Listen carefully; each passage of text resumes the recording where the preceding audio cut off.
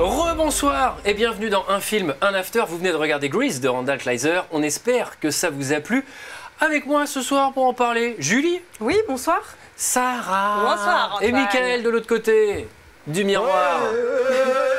Voilà, ça tue, merci. Il est temps d'en apprendre un petit peu plus sur le film Julie. Alors, qu'est-ce que tu as pensé de Grease? Même si, bon... Oui, on est-ce sait qu'on le demande vraiment? Je le connaissais par cœur. Et alors d'ailleurs, anecdote, figurez-vous que je faisais le spectacle avec mes copines quand j'étais adolescente. Et oui, bien sûr. Et c'est une exclue Paramount.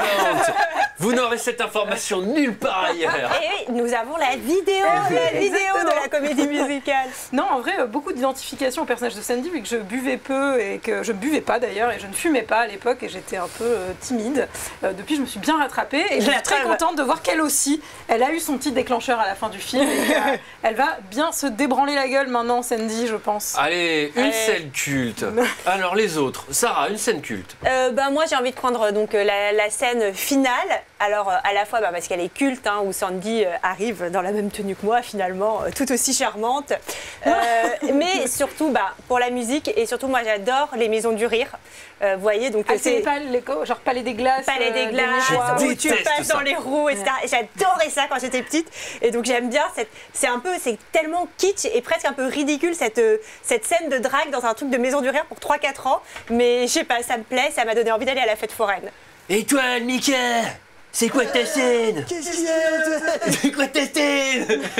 Non, déjà, je voudrais dire une chose. L'avantage d'être en cabine, c'est qu'on peut enlever ses godasses. Après, c'est peut-être un commandant pour l'odeur. Enfin bon. Appelle la prod, il me faut du déo. Non, la scène culte, en fait, moi j'ai eu le malheur de le voir en québécois. Et du coup, à la première chanson, ça faisait « Dis-moi plus, dis-moi plus, dis-moi plus ».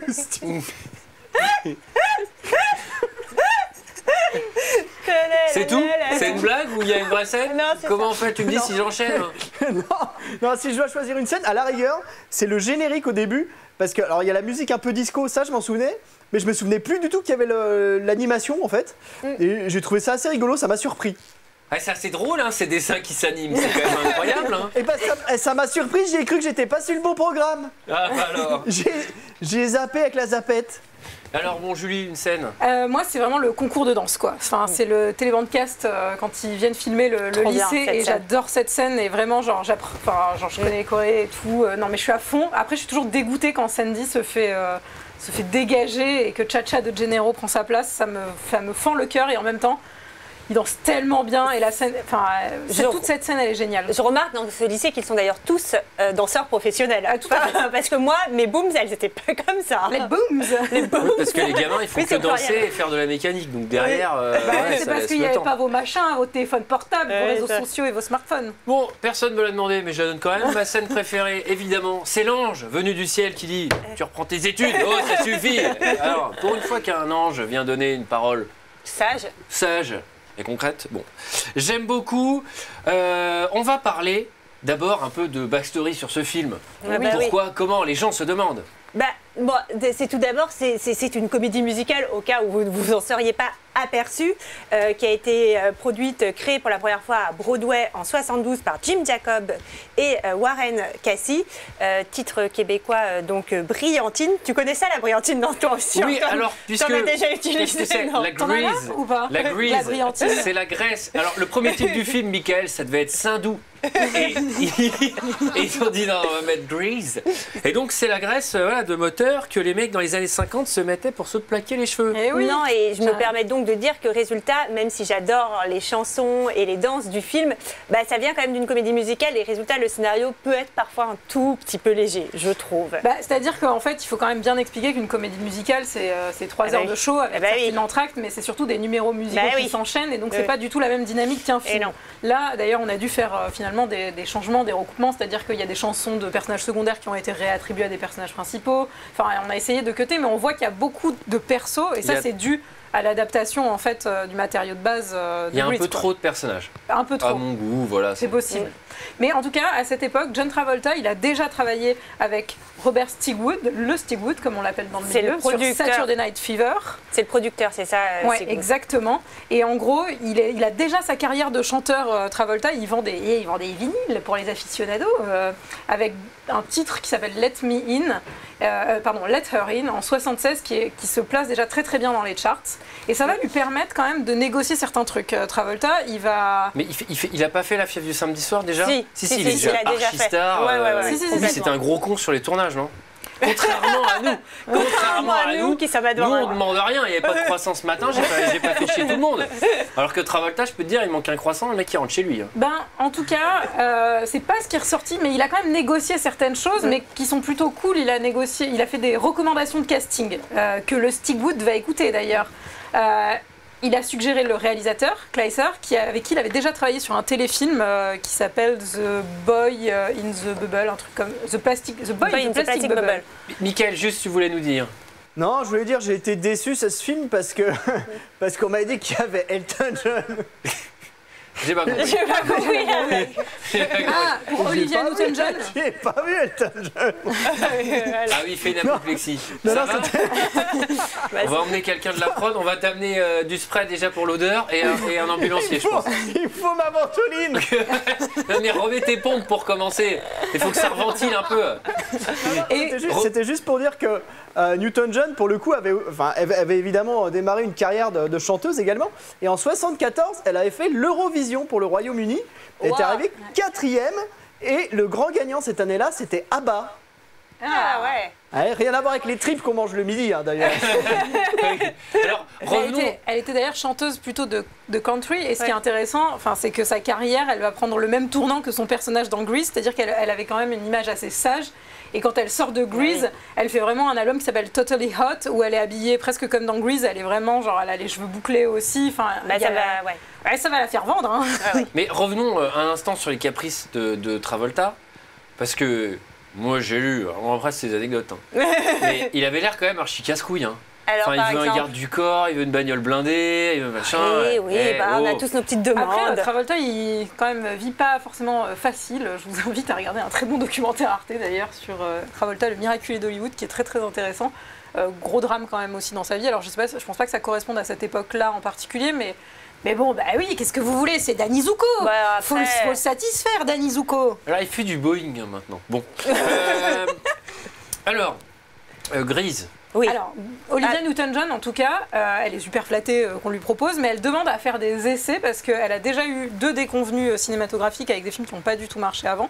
Et en gros, elle veut voir si elle en est capable et si ça va pas être un flop et ce que ça va rendre. Et je crois que c'est la scène du drive-in dans la voiture où ils font les essais. Sauf qu'ils s'aperçoivent qu'elle est incapable de jouer avec l'accent américain. Enfin, en tout cas, elle a beaucoup de mal parce qu'elle est anglaise, mais elle a vécu en Australie. Et donc, c'est là où ils décident de changer son personnage pour en faire un personnage australien, qui est censé être en Australie. Elle a plutôt eu du nez, finalement, d'accepter au final, puisque c'est un énorme succès. Le film, quand ça sort en 78. Et surtout, elle a fait un move qui est plutôt bon, c'est-à-dire qu'elle a négocié, entre guillemets, elle a refusé une partie de son cachet pour être plus mise en avant dans la promo. On appelle ça le star billing. Et en fait, ça lui permettait en tout cas d'être à l'affiche à hauteur de Travolta. Ce qui était, vu leur renommée à chacun, ce qui n'était pas donné au début. Quoi. Après, elle n'a pas la même carrière que Travolta. Non, hélas, elle n'a pas la même carrière que Travolta. Elle a fait Xanadu, je ne sais pas si vous avez vu une comédie musicale qui n'a eu que peu de succès. Après, c'est plus dans la chanson qu'elle a continué derrière. Dans la chanson dans ces années-là. Bon, c'est un carton. Michael. Je disais, c'est souvent le cas des films musicaux. Alors, j'englobe les films de danse aussi de l'époque. T'as souvent des mecs qui réussissent à mort après, comme Patrick Swayze dans Dirty Dancing. Et les personnages féminins, les actrices féminines en général, se plantent un peu après. Ouais, c'est vrai. C'est l'intelligence qui dit. Ah, c'est bien. Non, mais c'est pas le dernier des imbéciles qu'on a mis dans la boîte. Alors quand même, carton parce que l'année où il sort, ça fait plus de 132 millions de dollars de recettes et c'est le film le plus rentable de 78. Et aujourd'hui, tu vois, en 2018, on a fait un peu le point et en tout, ça a remporté presque 400 millions de dollars. C'est énorme. il a juste été détrôné. À l'époque, c'était la comédie musicale la plus rentable au cinéma. Elle a juste été détrônée par Les Misérables quelques années plus tard. Et on peut dire que les suites de Grease n'auront pas le même succès. Hein. Il y a eu Grease 2. Niveau qualité, non Ouais, bah, c'est quand même avec Michel Pfeiffer. Hein. C'est pas n'importe qui. On aurait pu se dire que ça allait donner quelque chose de pas mal. Et c'est la chorégraphe du 1 qui réalise le 2. Ouais, c'est son seul film, je crois. Oui, bah, apparemment, d'ailleurs, le Jim Jacobs qui avait créé la comédie musicale va complètement désavouer Grease 2 en disant qu'il n'a pas beaucoup apprécié. Mais apparemment, un préquel serait en préparation, en production en ce moment, qui s'appellerait Summer Lovin'. Et c'est Paramount Players qui fait ça. Je serais intéressée de voir comment sans transposer à notre époque, parce qu'il faudra que ça se passe aussi dans les années 50. Mais Grease, il y a quand même un truc très Boys Club, Girls Club.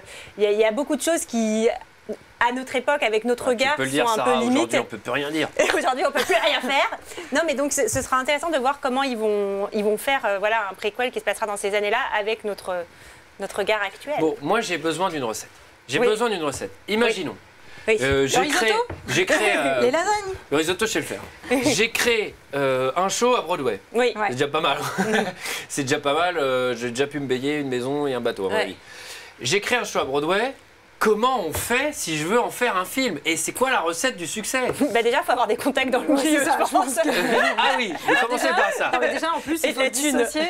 Qui Sarah a déjà deux bons gros ingrédients qui sont des contacts et de la thune. Ouais. Et des professionnels. Ouais. Une équipe de C'est un professionnels. vieux blanc de 50 ans, je pense aussi, doit vachement aider Hollywood. Ouais, je dénonce, allez, voilà. Bon. Alors, en fait, non, pour le coup, c'est intéressant de se poser la question de qu'est-ce qui fait qu'un succès de Broadway, ou en tout cas de la scène de comédie musicale londonienne, se retrouve propulsé au cinéma, parce qu'il y en a quand même beaucoup, et ça se fait souvent dans ce sens. C'est parce que c'est des succès populaires, en tout cas dans la culture anglo-saxonne, et que c'est des succès qui sont exportables aussi, vu qu'ils sont en langue anglaise avec des chansons, typiquement, je pense à Mamma Mia, avec les chansons d'ABBA. Bien sûr que c'est ultra rentable de se dire on va faire un film parce que la comédie musicale elle a tellement marché, ça fait des années qu'on la joue. Banco, on y va, on met Meryl Streep. En plus, ça permet d'attirer un casting qui est généralement de qualité parce que c'est pas comme. En fait, on a vraiment deux conceptions de la comédie musicale entre la France et les pays anglo-saxons. Nous, c'est pas dans notre culture vraiment, donc c'est vrai que c'est compliqué pour nous en France de le faire dans ce sens-là. Moi, je suis toujours très impressionnée par tous ces acteurs américains, souvent, qui sont également d'excellents chanteurs, d'excellents danseurs, mais en fait, ils ont des formations de ça beaucoup plus complètes que souvent ce qu'on peut avoir en France. Les cours Florent, tu parles, c'est trois petits merdeux parisiens qui fument des cigarettes. Je suis comédien. Je le dis, Mickaël. Non. Il est là le comédien, regarde. Non, je disais, j'ai une petite question, et si vous suivez un film amateur, vous devriez savoir y répondre par rapport au box-office. La première année d'exploitation pour la Paramount, c'est devenu le deuxième film le plus rentable derrière, devinez? Quoi? J'écoutais pas, qu'est-ce qu'il dit? Je sais pas. Derrière Le Parrain. Bon, effectivement, pour revenir sur ces différences, en tout cas entre la France et les États-Unis, enfin ou même l'Europe, c'est que nous on a beaucoup moins la culture de la comédie musicale. Et ça s'exporte moins parce que nous nos comédies musicales elles sont en français surtout. Voilà. Et donc il y a un vrai rapport à la langue. Il y a les shows qui sont traduits. Moi j'avais vu Mamma Mia en français. En français, ouais. Ah ouais. J'aime pas ça moi. Bah, c'est simple, hein, j'ai été hospitalisé pendant 2 ans à la suite de ce trauma. Moi j'ai vu Grease en français. Ah bah que ça s'appelle Gris du coup. Ça s'appelle Brillantine. Mais effectivement, après, moi ce que je trouve plutôt intéressant en termes cinématographiques et sur les films de comédie musicale, c'est que ça attire aussi des réalisateurs qui veulent s'essayer au genre. Typiquement, on a eu Chris Columbus qui a fait Rent, il me semble, Joel Schumacher avec Le Fantôme de l'Opéra, et on va avoir Spielberg qui fait un remake de West Side Story là bientôt. C'est quand même assez challengeant, je pense, pour un réal de s'essayer à ce genre-là qui possède des codes très, très forts, quoi. Et moi, je trouve que d'ailleurs, pourtant j'aime bien les comédies musicales, mais c'est, encore une fois, je leur dis, c'est rarement finalement des grands films. En fait, c'est souvent des bons films avec des belles chansons, etc. Mais c'est souvent des films où l'histoire est pas. Je pense à, par exemple, Chicago, que j'aime beaucoup. Ah oui, Chicago. Mais en fait, tu comprends rien à l'histoire dans le fond. C'est une espèce de succession de numéros. C'est souvent une succession de numéros, forcément. Mais après, il y a des accidents aussi. Quand tu regardes West Side Story, c'est. Oui, non, mais ça, d'accord. Et surtout, moi, ce que je trouve intéressant, c'est qu'en France, nos comédies musicales, comme on le disait, on les met pas trop en film parce que, par exemple, Starmania, on aurait pu penser un jour qu'on aurait fait un bon film, on aurait pu faire T'inquiète qu'à mon avis, soit ça va être en préparation, soit il y a eu des problèmes de petits bails de prod, mais je suis persuadé qu'il y a un jour quelqu'un qui a eu l'idée de le faire ou qui est peut-être même en train de penser « Ah, est-ce que je vous balance une info ?» Peut-être. Peut-être. J'en sais rien. Non mais... Et Cocorico, je suis obligé de le préciser parce que c'est quand même un de mes films préférés. Les Demoiselles de Rochefort, c'est une comédie musicale. Oui, mais c'est un film d'abord. Et oui, parce qu'il y a un scénario. Et bien, c'est la base de un très bon film, c'est qu'il faut un scénario. Et vos petits shows là, où ça danse, et il n'y a pas d'histoire, et ben ça ne suffit pas. Voilà. Et c'est pied dans le plat aujourd'hui. Bah, je m'en fous, c'est les dernières de la saison. Moi, je suis pas d'accord avec ça. Elle est finie. Et je vous conseille de regarder une série qui s'appelle. Ah oui. Je crois que Mickaël essaye de nous faire des signes. Mickaël, vous êtes sûr? Parce que moi, je vous conseille ma politique, le temps qui se calme. Il est en train de prendre feu. Qu'est-ce qu'il y a? Non, je disais, une comédie musicale française dont on ne se souvient pas forcément en tant que telle, mais qui est quand même plutôt réussie, c'est On connaît la chanson d'Alain Resnais. Oui, c'est vrai. Oui. Ça marche plutôt bien. Mais qui n'était pas une comédie musicale, il me semble, à la base sur scène. Comme les Demoiselles. Qui a été faite directement. Non, mais je veux dire, une comédie musicale au cinéma en France. C'est souvent plus réussi quand c'est directement pensé comme un film. C'était pas un théâtre avant. Peut-être.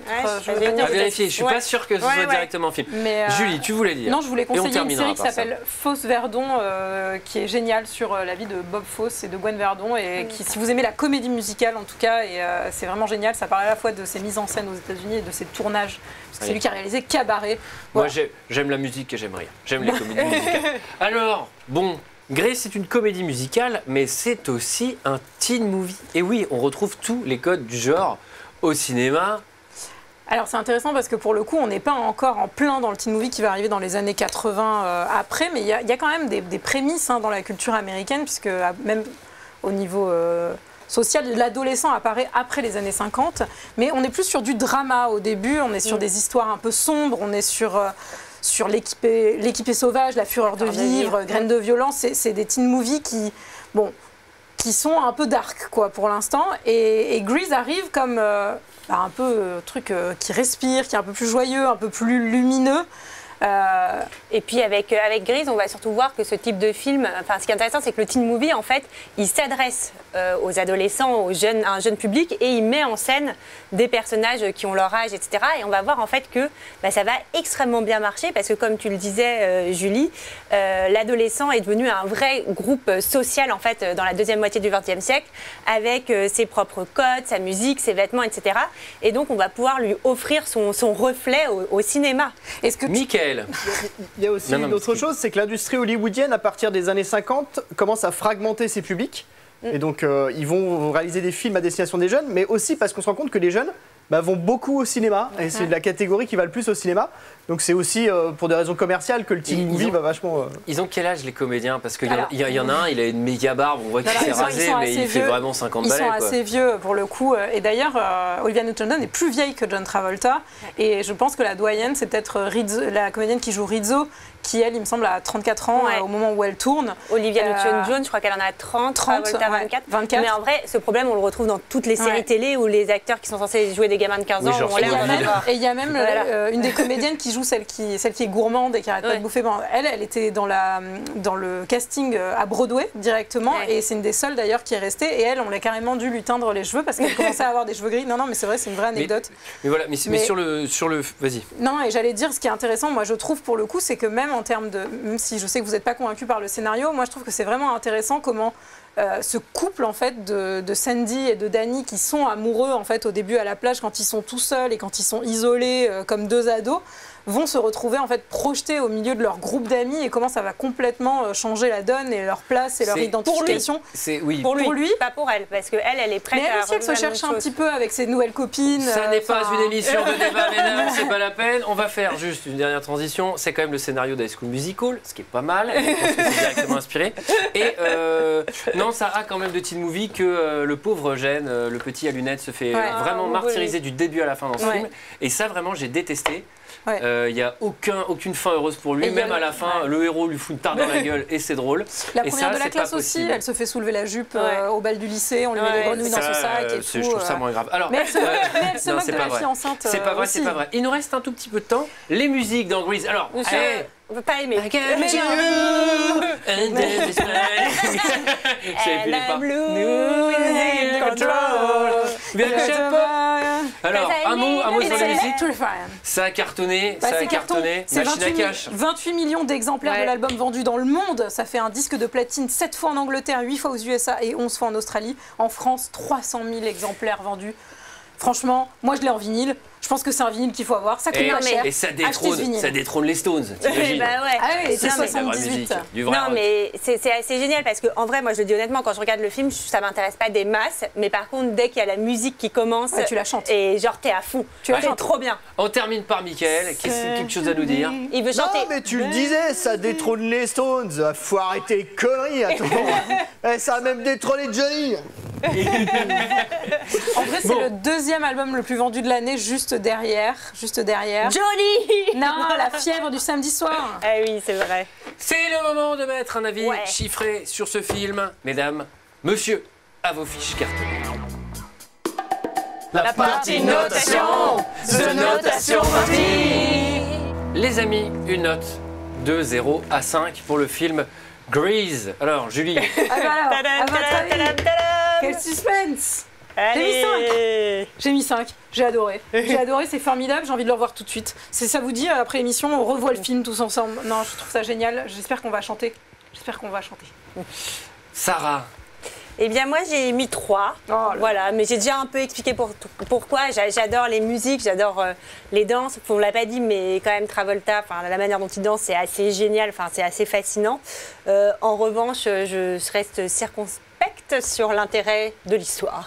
il danse bien, mais c'est pas Patrick Swayze. Hein. Franchement, il a Ah, c'est deux salles, deux ambiances. il a un Ouais, beau je suis déhanché, d'accord. mais C'est un autre Swayze, style, hein. c'était encore une autre classe. Mickaël, Bah écoute, moi je suis un peu comme Sarah. Je suis un peu de son avis. Moi j'avais vu la première fois le film, j'avais trouvé ça très innocent pour pas dire un peu concon. mais en fait c'est tellement jubilatoire les passages musicaux, ça donne tellement la pêche qu'au final ça rachète le film. Et par contre je trouve qu'il y a un déséquilibre entre les deux parce qu'elle chante beaucoup mieux que Travolta et lui danse beaucoup mieux qu'elle. Et du coup pas faux. ça m'a un petit peu posé problème aussi pendant le film. eh bien, Et toi, Antoine? Ouais. 3. Ah. Et oui, je mets la note de 3 parce que c'est un film qui vaut 2, mais les musiques, l'ambiance, les années 50, etc. remontent la note. Mais je me suis quand même bien plus amusé la première heure que la seconde, je dois l'admettre. Ça reste un film de 2 heures. Alors, Ça ça fait c'était combien? notre avis. Ça fait Ça fait combien 3,75.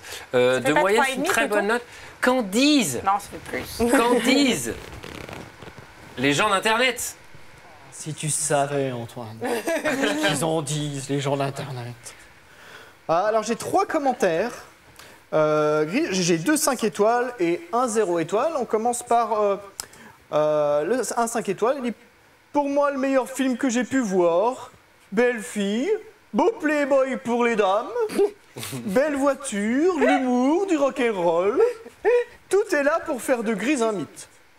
On ne se lasse pas de voir cette comédie mêlant chanson et conversation. » Ouais, c'est un beau mélange, ouais. C'est une bonne Ah idée oui. d'ailleurs d'avoir mélangé conversation et chanson. Oui, c'est bien équilibré entre chanson et conversation. Une comédie musicale excellente, adaptée du théâtre. Broadway. Les plus belles chansons du film vous feront obligatoirement chanter, ou du moins chantonner l'air, ne serait-ce que Yours Was That I Want. Tu nous la fredonnes, Mickaël? C'était un extrait du film. On continue avec un autre 5 étoiles qui fait... En fait, je mets 4 étoiles, enfin, je mets 5 étoiles, pardon, parce que je l'ai vu pour la première fois, ce film à sa sortie en 1978. J'avais alors 14 ans et il me rappelle mon adolescence. Ce n'est pas un chef-d'œuvre, comme la liste de Schindler, mais il donne de la bonne humeur et la pêche. Alors, heureusement qu'il n'avait pas écrit « Ce n'est pas un chef-d'œuvre, mais comme la liste de Schindler, il donne de la bonne humeur et la pêche. » Comme quoi, un mot, tu vas placer dans une phrase, c'est très important. Ouais, ça fait tout. Hein. Ça fait la différence. Et ensuite, on finit avec le 0 étoile qui lui dit « Quelle horreur !